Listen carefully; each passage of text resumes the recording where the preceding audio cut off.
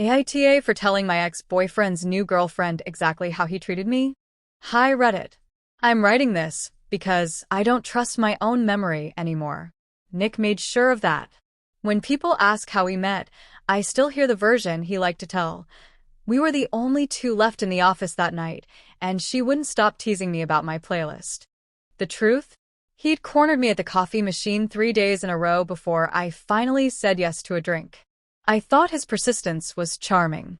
I thought confidence meant safety. I was 27, newly promoted, living on takeout sushi and the adrenaline of my first real adult job. He was 32, a senior consultant everyone admired, funny, loud, the guy who knew everyone's birthday. I used to watch him hold court in meetings, the way people leaned toward him when he spoke. When he looked at me, I felt chosen. Our first date lasted 6 hours. He asked questions no one else had ever asked about my parents' divorce, my fear of being mediocre, the tattoo I got after college. He listened, or looked like he was listening, with that head tilt and soft smile. By dessert, I told him things I hadn't said to my therapist. 2 weeks later, he had a toothbrush in my bathroom. At first, everything was golden. He brought me coffee just the way I liked it. Texted good morning before I woke. Left notes on my laptop. You're brilliant. Don't forget it. It felt like the movies. He told me he'd never connected with someone so quickly. It's like I finally met the person I was supposed to meet, he said one night while tracing circles on my back. I remember thinking, this is what love is. Then the circles became a leash. The first fight was over my phone. I'd gone out with my college friend, Lena, for drinks. When I came home, Nick was sitting on the couch in the dark. Didn't realize girls' night meant ignoring me, he said. I apologized, automatically, even though I'd texted him twice. He said he just wanted to know I was safe, that he worried when I shut him out. I promised I'd check him more. The next week, he scrolled through my Instagram and asked why I still followed my ex. When I said we'd stayed friends, he laughed. You really think men just stay friends with their exes? I unfollowed him right there, to prove I had nothing to hide. Every time I tried to draw a line, he moved it an inch. He'd say, I didn't mean to make you feel bad, and suddenly, I was the one apologizing again. Nick had this phrase, you're remembering it wrong. The first time he said it, we were arguing about whether he'd promised to come to my sister's birthday dinner. He swore he hadn't, said I must have dreamed it. I doubted myself immediately. I'd been so stressed that week. Maybe I really had mixed things up. Later, when I found the text where he had promised, he said, oh, that? I was joking. You always take things so literally. It became his refrain. You're remembering it wrong. You're too sensitive. You twist everything I say. I started second-guessing every reaction I had. I kept a secret notes file on my phone just to track what happened, so I could check later if I was really crazy. I never told him, but I think he sensed it. He'd catch me typing and say, what are you writing? A diary about how mean I am, and laugh. He made fun of my anxiety attacks, but only when it was just us. In public, he was protective, hand on my back, gentle smiles. Everyone thought we were perfect. The first time he cried, I believed everything could be fixed. We'd had another blow-up. I can't even remember what started it, and I said maybe we needed a break. He broke down, sobbing so hard he could barely breathe. I can't lose you. You're all I have. He told me about his father hitting him, about being abandoned by an ex who couldn't handle his temper. I felt cruel for wanting space. I held him while he shook and promised I wouldn't leave. He fell asleep on my chest and whispered, see?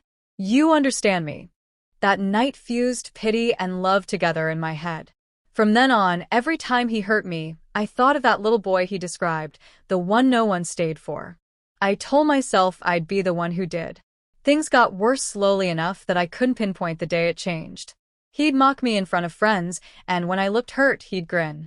Babe, I'm joking. You know I love you. I'd laugh too, because otherwise I'd ruin the vibe. My friends started to pull back. Lena stopped inviting me out. She said Nick always made her uncomfortable. I told her she was overreacting, that he just had a blunt sense of humor. She looked at me the way people look at someone who's lost. We stopped talking. He didn't have to forbid me from seeing people. He just made it exhausting. When my mom visited from out of state, he dominated every conversation. After she left, he said, "Your mom doesn't like me. I can feel it." I said she was just cautious. He said, "Maybe you should ask yourself why the people who care about you never want you to be happy." And somehow I agreed. The intimacy changed too. At first, it was passionate, like he needed to prove something every time. Later, it felt like a test I kept failing. If I wasn't in the mood, he'd go cold, silent for hours. Once he said, "You used to be crazy about me. What happened?" I apologized again and tried harder next time. I started having nightmares, not about him hitting me, he never did, but about being trapped in our apartment while he watched me from the doorway. In the mornings, he'd ask why I looked so tired, then joke, "Maybe you should stop dreaming about your exes." When the pandemic hit, we both worked from home. That's when the walls really closed in. He'd monitor how long I spent on calls, peek over my shoulder while I answered emails. Once, a male coworker sent me a meme, and Nick made me block him, out of respect. He said it wasn't jealousy, it was boundaries. I started hiding my phone under the pillow just to breathe. He found it one night and accused me of cheating. I cried, swore I wasn't. He didn't hit me, but he punched the wall beside my head and said, "Don't make me the bad guy in this." He didn't apologize. The next day, he bought me flowers and said, "Let's not dwell on last night." We both got emotional. And because he said I felt like it was shared guilt. By the time restrictions lifted, I was barely seeing anyone but him. My sister called one afternoon and said she missed me. Nick overheard and rolled his eyes. "You know she just wants to turn you against me, right?" When I didn't respond, he added, "You're not that naive, babe." I remember staring at him and realizing I didn't know who I was apologizing to anymore. The man I met, or the version he'd convinced me was real. That summer, he planned a weekend trip to the coast. He said it would reset us. We drank wine on the balcony, and for the first time in months, I felt calm. Then his phone buzzed. A woman's name I didn't recognize. He saw my glance and snatched the phone. "Jesus, you're paranoid." I didn't say anything that night, but my hands shook so badly, I spilled wine on the sheets. The next morning he was all charm again, cooking breakfast, kissing my shoulder. I wanted to believe it meant the woman didn't matter. A week later, I found the messages. They weren't sexual, just flirtatious, familiar. She called him babe. He said, "Don't tell anyone at work about us yet." My chest went hollow. When I confronted him, he laughed. "You went through my phone? Wow. And you think I'm controlling?" I said I'd seen enough. He smirked. "You're really going to throw away everything we've built because you can't handle a few jokes?" That was the first time I didn't cry. I just walked into the bathroom, locked the door, and sat on the floor until I heard him leave the apartment. For the next 2 days, he sent voice notes instead of texts. Long, rambling monologues about how broken he was, how I was the only one who understood him. I didn't respond. On the 3rd day, he wrote, "You win. I'll stop bothering you." And then silence. I wish I could say I felt free, but mostly I felt weightless, like I'd stepped off a ledge. Every sound in the apartment made me flinch. I kept expecting him to show up at the door, to apologize or explode or both. Instead, a week later, he posted a selfie with a new girl. The caption said, "Finally found peace." After I saw the post with his new girlfriend, I couldn't sleep. For days. Every notification made my chest tighten. I had to delete his number. I blocked him on everything: Instagram, WhatsApp, Messenger. I even changed my email address because I didn't trust that he wouldn't find a way to reach me. It felt liberating and terrifying at the same time. The apartment was too quiet. Every echo of a text notification made me flinch. For the first time in months, I sat alone with my thoughts. The emptiness was a kind of cruel therapy. I wanted to scream, to throw something, to wake him from the smug little fantasy he had of his new, perfect life. But mostly I just sat. I let the anger simmer, felt it curl in my stomach like a living thing. The first few days, I replayed every fight in my head. Every time he said I was too sensitive, you're remembering it wrong. Every time he smirked while I apologized for things I didn't do. I wrote everything down, not to hold on to it, but because I had to prove to myself that it happened. I had doubted myself for so long that I needed evidence, like a forensic report of my own misery. Eventually, I swallowed my pride and made an appointment with a therapist. I hadn't believed in therapy before. It always felt like admitting I was weak. But I was exhausted. I needed someone who wouldn't gaslight me, someone who wouldn't tell me I was imagining things. Sitting in that chair, telling a stranger about everything, the flattery, the isolation, the manipulation, the nights I cried on the bathroom floor while he slept beside me, it felt like the first deep breath I'd had in months. She gave me words I hadn't had: emotional abuse, gaslighting, coercive control.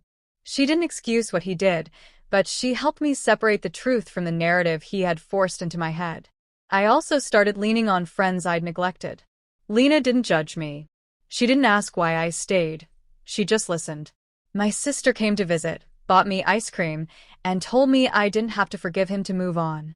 My mom cried with me once, and then told me, firmly, that I deserved to be safe and happy, and that nothing he did could take that away.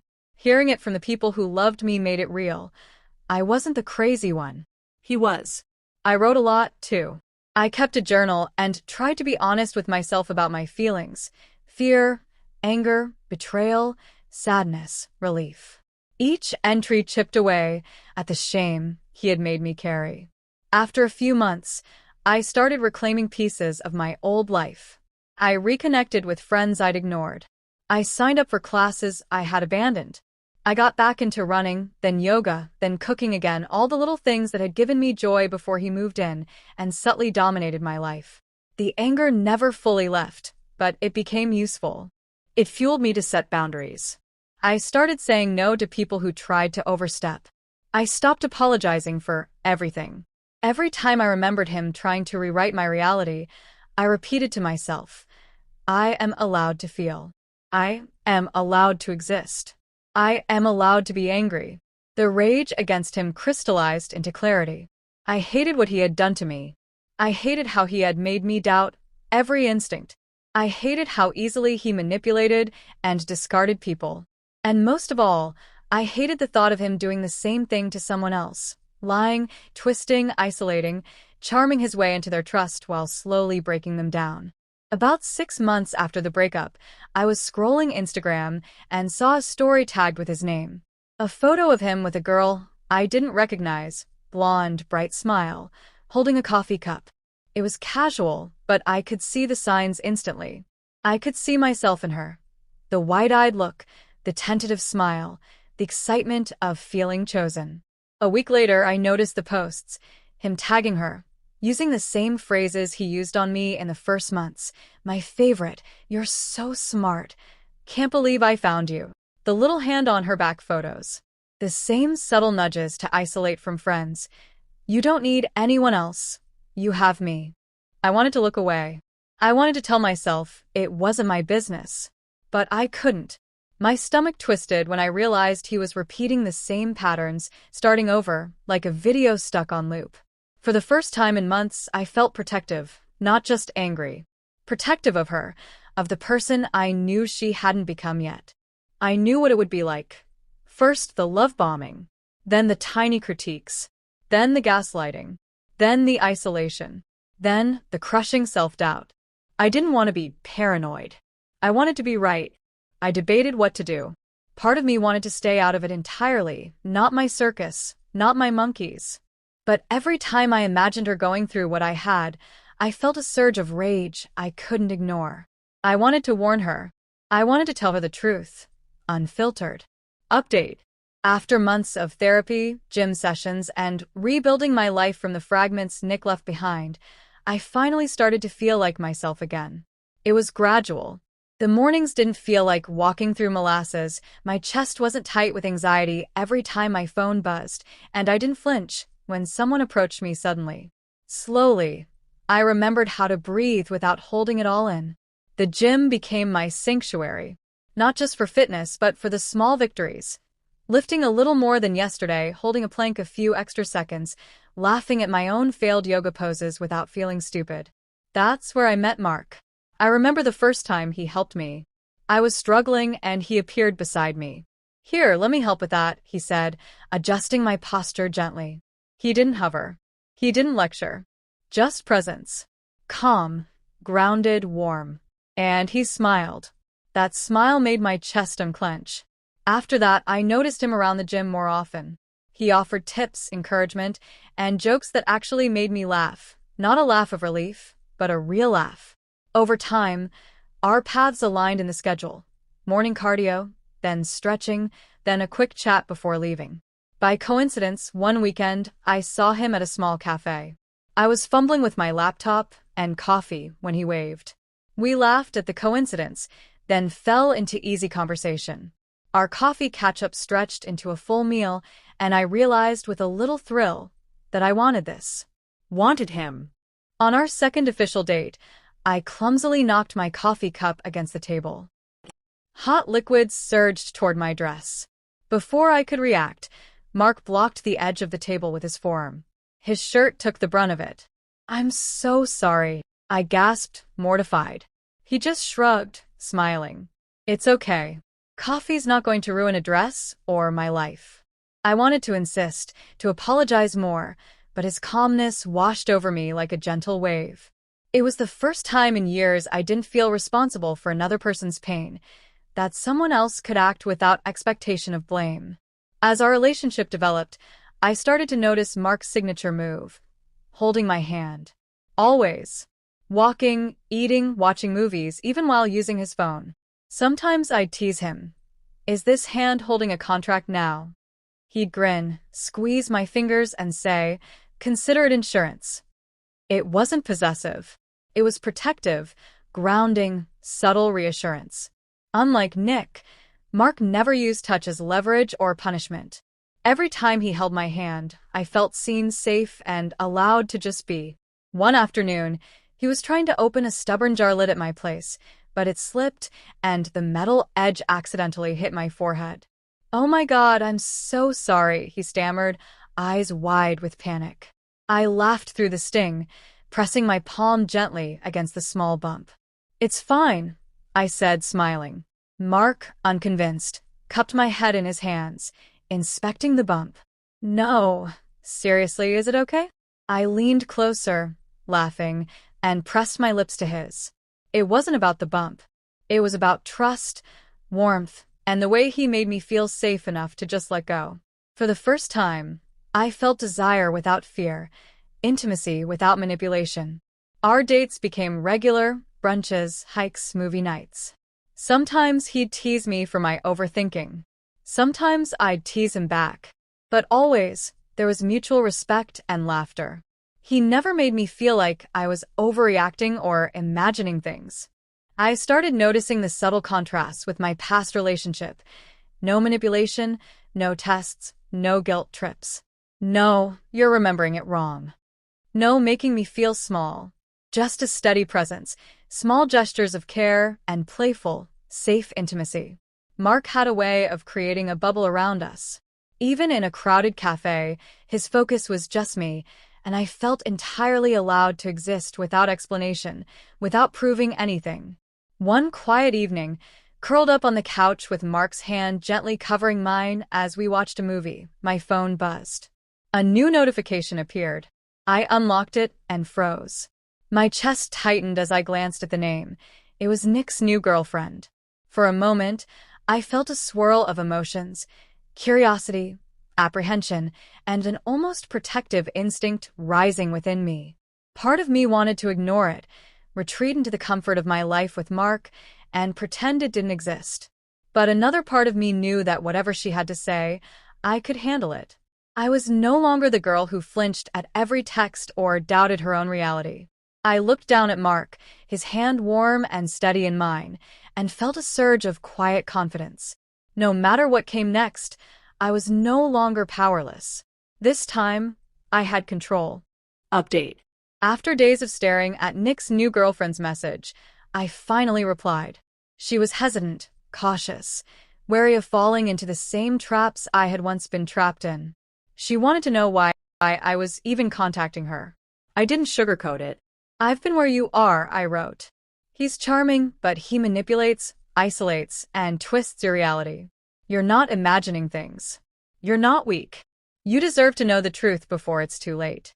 Over the next few weeks, we talked almost daily. I guided her through the signs, the subtle undermining comments, the small tests of loyalty, and the creeping isolation. I listened as she poured out her fears, doubts, and insecurities. We worked on rebuilding her confidence, reminding her that her opinions, her instincts, and her emotions were valid, that she could leave, that she deserved better. She slowly started to assert herself.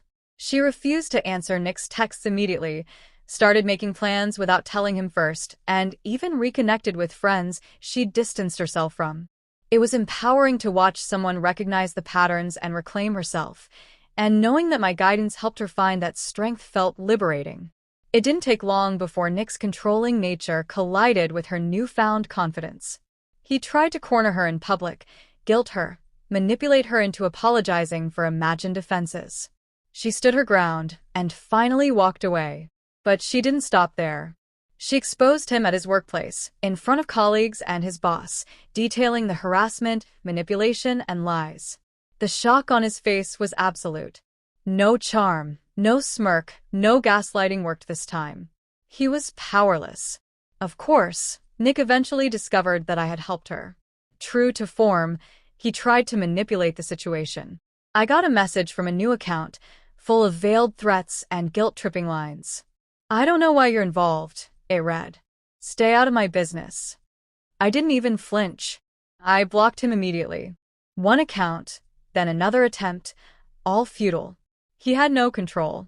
I had regained every ounce of power he thought he had stolen from me years ago. One sunny afternoon, I was walking to the cafe with Mark when I literally bumped into Nick. He froze mid-step, eyes wide, jaw slack.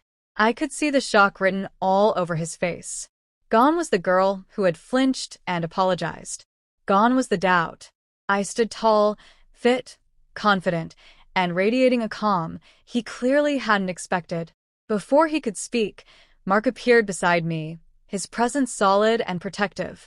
I saw Nick's hesitation, the familiar mix of fear and disbelief that only comes when someone realizes they are no longer in control.